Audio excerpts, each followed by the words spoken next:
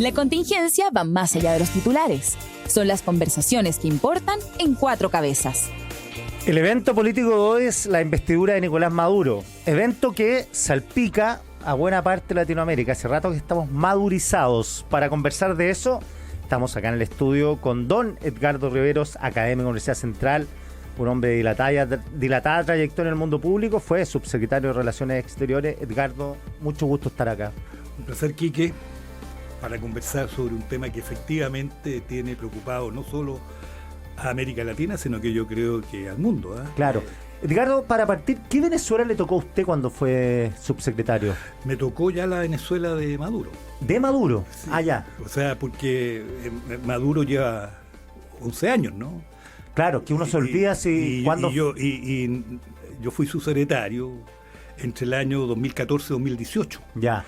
De tal manera que nos tocó el Maduro que hizo todo ese intento, y más que un intento, de boicotear lo que era la acción de la Asamblea Legislativa que había perdido, ¿no?, el gobierno. Claro, me acuerdo. Y que creó en paralelo esta instancia constitucional, para estudio constitucional, que lo que hacía no era otra cosa que enervar la acción de la Asamblea Legislativa que había perdido. Nos tocó el Maduro que, habiendo perdido la Asamblea Legislativa por una gran cantidad de votos y por lo tanto por una gran cantidad de representantes, al punto tal de que el número de representantes que efectivamente había obtenido la oposición podía darle la posibilidad de impulsar el revocatorio. Pero ya en ese momento, Maduro, controlando otros ámbitos, capturando otros ámbitos, como el judicial, por ejemplo, se las arregló para inhabilitar a 3 miembros de la Asamblea Legislativa y con eso evitar la mayoría suficiente para que se impulsara el revocatorio. O sea, ya ese Maduro no nos correspondió, a tal punto que recordemos que cuando se produjo este tema de la creación de la constituyente, en paralelo a la Asamblea Legislativa, llamamos a informar a nuestro embajador Pedro Felipe Ramírez como una señal de rechazo a lo que estaba ocurriendo. Así que después nos tocó todo un proceso de posibilidad de diálogo, donde el canciller nuestro, con el cual me correspondió colaborar en la gestión del ministerio, Heraldo Muñoz, participó en el diálogo convocado para ver las posibilidades de alguna salida, y las fuerzas de oposición pensaron en el canciller de México y el canciller chileno para poder ayudar a ese proceso de diálogo. Así que o sea, ya llevamos 10 años en esto. Llevamos mucho tiempo en esto y por lo tanto hemos podido observar todas las maniobras, digámoslo derechamente, de Maduro para mantenerse en el poder, que por lo demás él lo expresa de manera clara, y con el lenguaje, con desparpajo, con el lenguaje, claro, que le conocemos, y una de esas expresiones que desnuda su actitud es la que dijo al comienzo del año pasado, del año 2024, que se iba a mantener en el poder por las duras, o sea, por las buenas o por las malas. Claro. Por las buenas o por las malas. O sea, eso es ya reflejo de... Las actuaciones de Maduro, sus dichos, sus frases, cómo se viste, lo hacen ver a la distancia como un papanata. ¿Es hábil políticamente? ¿Qué sostiene a Nicolás Maduro? Porque Chávez tenía sus credenciales, era un tipo mucho más solo y también hablaba de repente leceras, pero este parece una caricatura de dictador, pero está ahí en el poder y no hay cómo sacarlo. Bueno, por una razón simple. Los dictadores lo que controlan para mantenerse en el poder es la fuerza. Ya. Y la fuerza que en definitiva le permite generar miedo. Porque la fuerza le permite generar un aparato represivo frente a cualquiera que se levante en una opinión opositora o una acción opositora. Ya. Y eso es un factor común de todos los gobiernos de facto, de todos los dictadores. El controlar la fuerza, controlar las instituciones claves, de partida, controlar la institucionalidad electoral, eso ha quedado de manifiesto. Claro. controlar los ámbitos judiciales, y eso también ha quedado de manifiesto desde la Fiscalía, porque escuchar al señor Zapp no es otra cosa que escuchar un actor absolutamente desquiciado, de gobierno y con un lenguaje que realmente clama al cielo. Claro.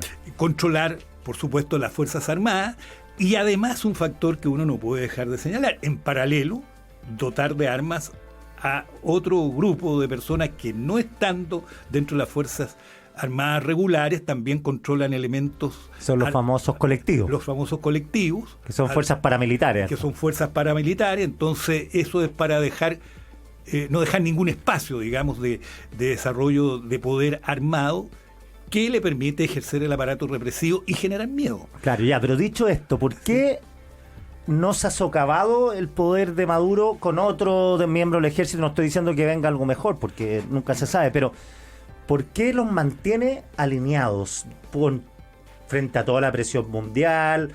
Sus aliados, Irán, Rusia, están en otra, Cuba está en decadencia. O sea, ¿por qué logra mantener cohesionado al ejército? Pueden haber muchos factores. Un factor, el factor histórico, que señalaba la presencia de Chávez. Claro, Chávez, no olvidemos, intentó dar un golpe de Estado. Sí. Ese es el origen de Chávez. Estuvo preso y lo y indultó Caldera. Claro. En una situación que va a quedar ahí para el análisis. Los momentos histórico. Estelares de la humanidad son esos puntos de inflexión. Esos puntos de inflexión. Entonces, y para hacer eso, él ya tenía algún tipo de vínculo con el poder militar. Bueno, Chávez, ya ejerciendo el poder, uno de los aspectos centrales del cual se preocupó es tener fuerzas armadas absolutamente proclives y leales a él. Y eso lo heredó Maduro. Lo mismo que pasaba en Cuba. Lo mismo que pasaba en Cuba, pero eso lo heredó Maduro y lo heredó con personas claves. Padrino López es una persona clave en ese plano, ¿no? Ya. Entonces, ciertamente que hay ahí un factor de control militar. Ahora, ¿por qué se logra esa adhesión? También pueden haber múltiples factores. Factores económicos. Claro. Es una nomenclatura una élite muy bien remunerada, por decirlo elegantemente. Por decirle, también un factor que nunca uno puede dejar de tener presente. Cuando se hace uso del aparato represivo, eso no tan solo está dirigido a las personas que van a ser víctimas del aparato represivo, sino que también se produce un cuadro de solidaridad entre los represores. Claro. Porque ellos están claros que en algún momento están expuestos a tener que responder de aquello. Exacto. Y eso genera un cuadro también de solidaridad. Claro. Agreguemos que pueden haber otros factores que han sido denunciados, que tienen que ver con tráfico ilícito, etcétera, pero ya esos dos primeros factores que les señalo son factores de cohesión. Entonces, también un punto que hay que tener presente y que no es menor, que es qué ocurre cuando las Fuerzas Armadas se dividen.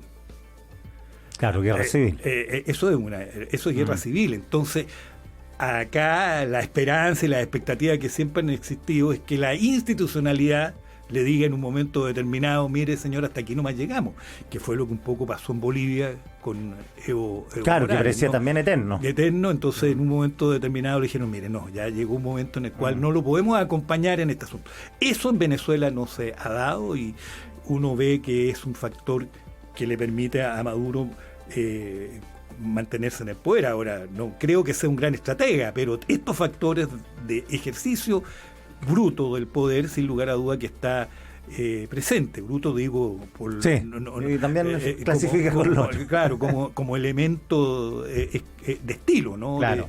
De desarrollo del asunto. Entonces, eso está presente.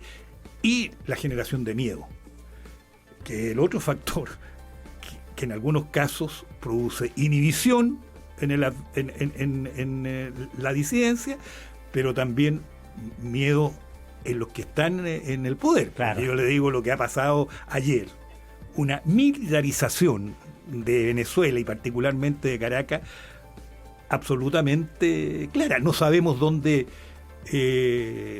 Maduro pudiera hacer el acto permita perpetuarse en el poder, porque ni siquiera eso está claro. Claro.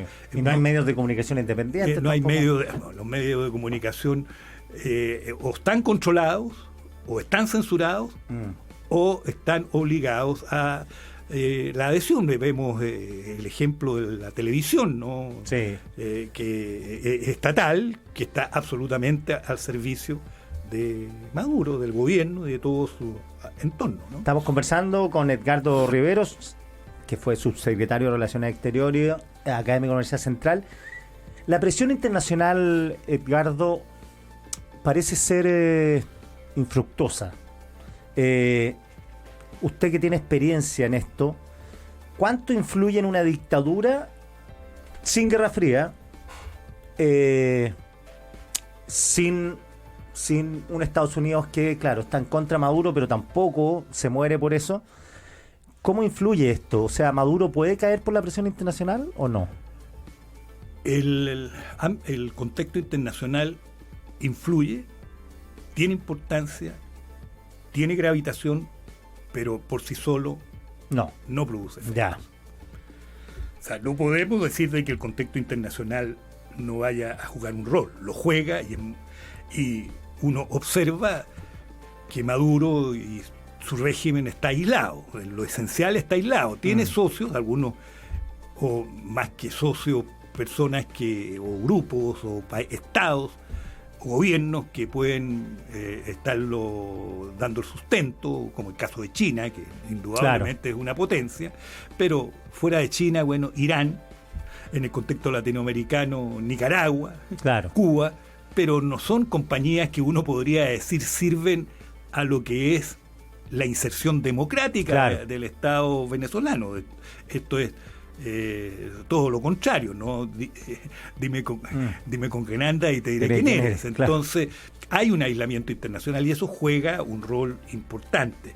Vea usted de que la conducta de Brasil, por ejemplo, de Colombia, ha ido variando. O sea, las expresiones ayer del presidente Petro son muy duras, muy importantes. La calificación de gobierno de facto. Además que son vecinos.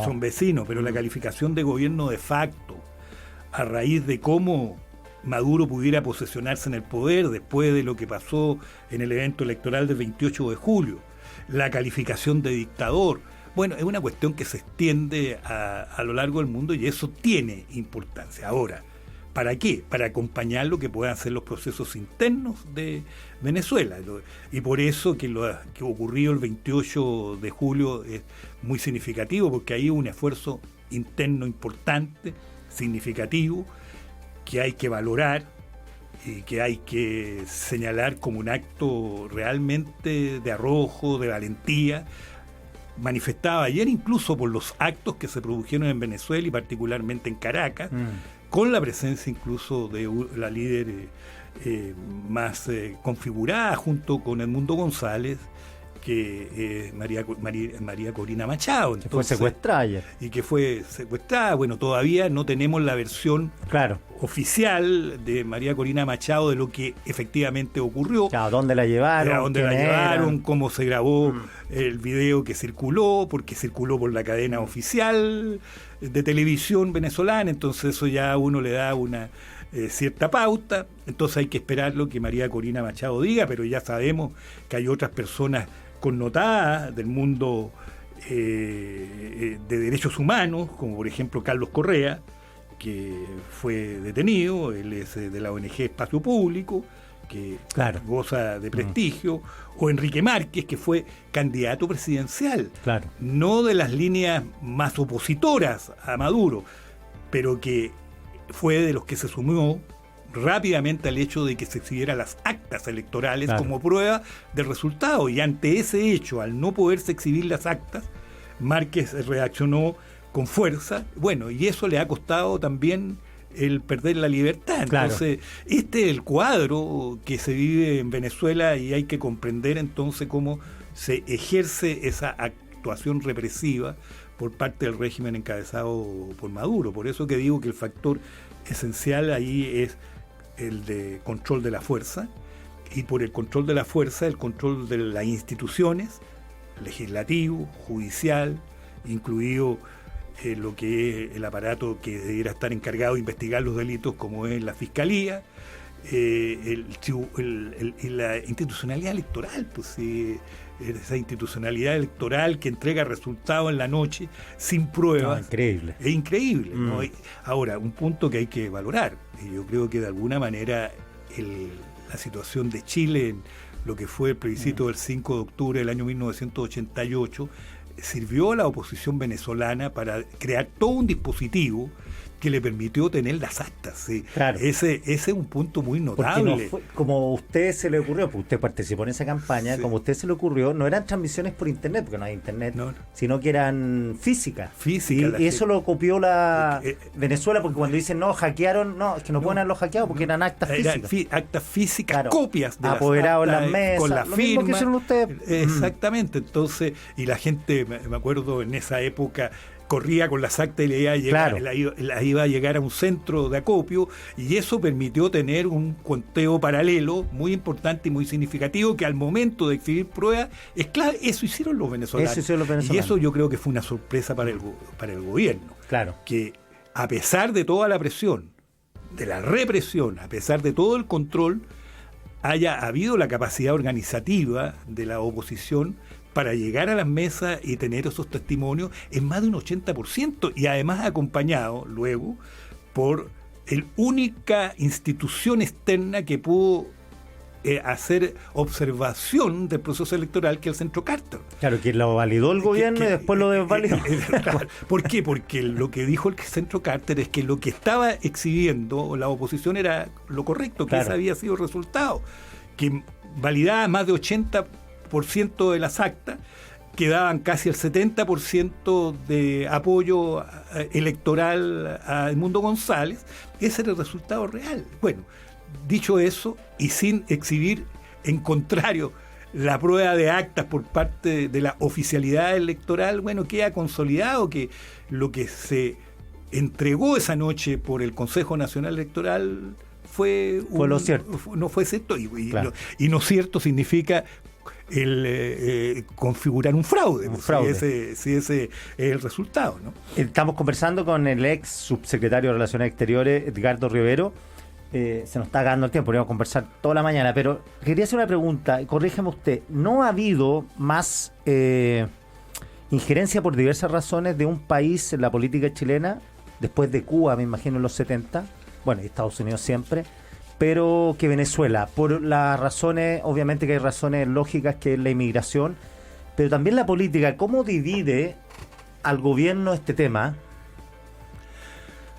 Yo la verdad es que creo de que más allá del gobierno, incluido las fuerzas de gobierno, salvo las excepciones que conocemos, en Chile existe una gran transversalidad para mirar el proceso venezolano con una sola línea de análisis. Esto es, de que en Venezuela existe un régimen que ha violentado la democracia, que está a punto hoy día de constituirse definitivamente en un gobierno de facto, y que por lo tanto la consolidación de la represión implica que se sigan violando los derechos fundamentales de las personas. Frente a eso, es claro que existe la necesidad de actuar de acuerdo a principios. Y estos principios están consolidados en el derecho, no solo interno de los estados, sino que también en el derecho internacional. La situación de derechos humanos en los estados no es una cuestión de la exclusiva jurisdicción interna de los estados, sino que ya desde el año 1945 particularmente está consolidado el hecho de que jurídicamente la situación del derecho, de los derechos humanos, está fuera de la jurisdicción interna de los estados, y que la comunidad internacional no solo tiene el derecho, el deber de pronunciarse sobre actos violatorios de derechos humanos cuando estos son especialmente sistemáticos. Y en Venezuela ocurre aquí. Y en ese contexto, ¿cómo se explica que el Partido Comunista apoya a Maduro, y si no lo apoya, por lo menos no lo descalifica? Bueno, ese es un tema sobre el cual ese partido tiene que responder. Ahora, yo creo que al interior del Partido Comunista no todos están de acuerdo con esa posición. Claro. No me imagino algunas figuras connotadas del Partido Comunista que no estén mirando la situación de Venezuela como algo que colisiona con los principios democráticos. No me imagino viendo la actuación de algunas figuras, pero la posición oficial del Partido Comunista ha sido de, a lo menos, condescendencia con lo que... Claro, mantener silencio. Mantener silencio, o en algunos casos apoyarlo derechamente. Manifiesto apoyo. Entonces ese ya es un problema de consistencia del cual tiene que responder la fuerza política que se actúa. Pero vuelvo a reiterar, eso no ha sido la conducta de la inmensa mayoría de las fuerzas políticas en Chile, incluida la fuerza de gobierno y el propio gobierno. El propio presidente Boric, indudablemente que en esto ha tenido una conducta clara, categórica, y ayer volvió a reiterarlo. Entonces, pero vuelvo a reiterar, aquí lo que ocurre es que hay que actuar de acuerdo a principios. Y actuar de acuerdo a principios significa que cuando hay una realidad antidemocrática, cuando hay violación sistemática de los derechos humanos, uno tiene que pronunciarse independiente de cuál es la fuerza política o ideológica que está violando. Y en esto hay principios sólidos. Una cosa que no puedo dejar de señalar, Quique, que es que aquí las dictaduras, y en esto particularmente la encabezada por Maduro, se parapetan en dos principios. El principio que ya hemos señalado de no injerencia en los asuntos que son de la jurisdicción interna de los estados, y está claro que los derechos humanos están fuera de aquello y por lo tanto ningún gobierno puede parapetarse en el principio de jurisdicción interna de los estados cuando se trata de violaciones de los derechos humanos, porque eso escapa a la jurisdicción interna. Y el otro principio de autodeterminación de los pueblos. El principio consolidado es autodeterminación de los pueblos. No existe un principio jurídico que hable de la autodeterminación de los gobiernos. Claro. Y lo que ha ocurrido en Venezuela es precisamente por lo que ocurrió el 28 de julio, es una clara vulneración del principio de autodeterminación de los pueblos. Un pueblo que soberanamente concurre a las urnas y da su veredicto, y ese veredicto es desconocido por quien domina el poder. Eso no cabe duda que es una vulneración flagrante del principio de autodeterminación de los pueblos. Y invocarlo por quien se mantiene en el poder, por las buenas o por las malas, reitero, ya es una doble vulneración de este principio tan consolidado en el derecho internacional. Don Edgardo Riveros, 1.000.000 de gracias por esta conversación. Que tenga un excelente viernes y un excelente fin de semana. Igualmente, Quique, ha sido un placer y a su disposición cuando usted lo estime. Muchas gracias.